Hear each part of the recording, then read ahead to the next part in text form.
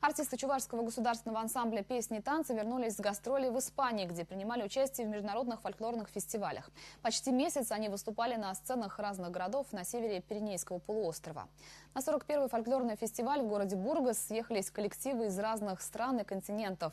Чувашский ансамбль «Песни и танцы» участвует в нем уже во второй раз, поэтому встречали наших артистов как старых друзей. Участники фестиваля представляют национальные танцы. Ритмы и движения абсолютно разные, однако мастерство артистов так заводит, что зрители готовы пуститься в пляс. Для тех, кто хочет научиться народным танцам, открытые уроки проводят прямо в городских скверах. Из Бургаса чувашский ансамбль переехал в страну басков, в город Португалетто. Здесь проходит международный фольклорный фестиваль «Элай-Алай». Самым ярким моментом праздника стало красочное шоу на главной улице города. Одновременно на 7 площадках выступали 7 ансамблей из разных стран, а затем собрались вместе на главной сцене.